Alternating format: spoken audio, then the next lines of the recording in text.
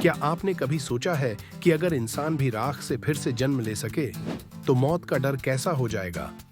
ठीक यही रहस्य छिपा है फीनिक्स की कहानी में। वो पक्षी जो जलकर राख हो जाता और उसी राख से फिर से जिंदा हो उठता।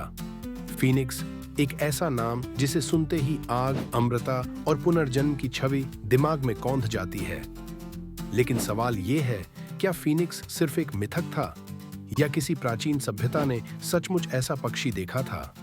प्राचीन मिस्र से शुरू करते हैं। वहां बेन्नू नाम का पक्षी था जिसे सूरज देवता रा से जोड़ा जाता। कहा जाता है कि ये पक्षी हर दिन सूरज की तरह नए जन्म का प्रतीक था। कुछ विद्वान मानते हैं कि मिस्र का यही बेन्नू बर्ड धीरे धीरे यूनानी सभ्यता में फीनिक्स बन गया।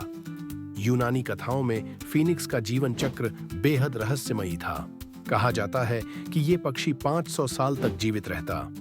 जब इसका जीवन अंत की ओर आता तो ये खुशबूदार लकड़ियां इकट्ठी करता, एक घोंसला बनाता और उसमें खुद को आग के हवाले कर देता और फिर राख से एक नया फीनिक्स जन्म लेता, पूरी तरह जवान और नया।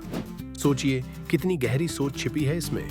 मौत भी अंत नहीं है बल्कि नई शुरुआत है। लेकिन दिलचस्प बात यह है कि फीनिक्स सिर्फ यूनानी या मिस्री सभ्यता तक सीमित नहीं रहा।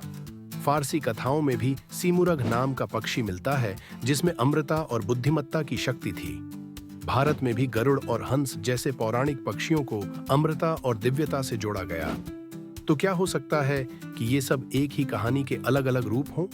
अब यहाँ एक सवाल उठता है, क्या ये सब सिर्फ प्रतीक थे या किसी प्राचीन पक्षी को देखकर इंसानों ने ऐसी कहानियां गढ़ीं?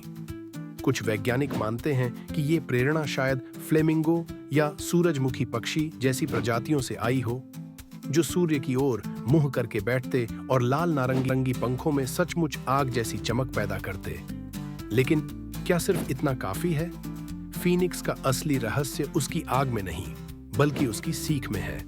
ये हमें याद दिलाता है कि चाहे जीवन कितना भी कठिन क्यों ना हो जाए, चाहे हम कितनी भी गहरी राख में क्यों ना बदल जाए, पुनर्जन्म हमेशा संभव है। फीनिक्स इंसानी डर और उम्मीद दोनों का प्रतीक है। डर इस बात का कि सब कुछ खत्म हो जाएगा और उम्मीद इस बात की कि खत्म होने के बाद भी नई शुरुआत होगी। यही वजह है कि मध्ययुगीन यूरोप में फीनिक्स को ईसाई धर्म से जोड़ा गया। लोग मानते थे कि फीनिक्स यीशु के पुनर्जन्म का प्रतीक है। कई चर्च की पेंटिंग्स और झंडों में फीनिक्स को इस्तेमाल किया गया, पवित्रता और अमरता के निशान के रूप में। लेकिन सोचिए, अगर फीनिक्स की कहानी सिर्फ प्रतीकात्मक थी तो अलग अलग सभ्यताओं में इसका जिक्र क्यों मिलता है? क्या कहीं सचमुच कोई दुर्लभ पक्षी था जिसने इंसानों को इतना चकित कर दिया कि उसे अमर मान लिया गया? या फिर ये हमारे अपने जीवन और मौत को समझने का तरीका था? और अब एक और दिलचस्प पहलू, फीनिक्स सिर्फ पुनर्जन्म का प्रतीक नहीं बल्कि बदलाव का प्रतीक भी है।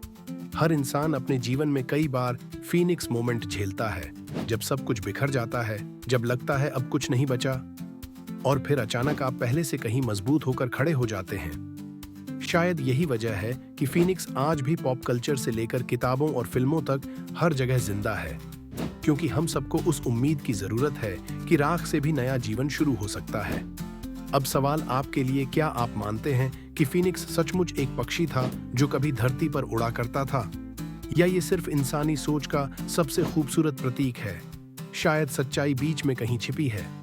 तो अगली बार जब आप मुश्किलों से टूट जाए या लगे कि सब खत्म हो गया, फीनिक्स को याद कीजिए, क्योंकि हर अंत के पीछे एक नई शुरुआत छिपी होती है। अगर आपको ये रहस्यमयी दास्तान पसंद आई तो वीडियो को लाइक कीजिए, चैनल को सब्सक्राइब कीजिए और कमेंट में लिखिए, क्या आपके जीवन में कभी फीनिक्स वाला पल आया है?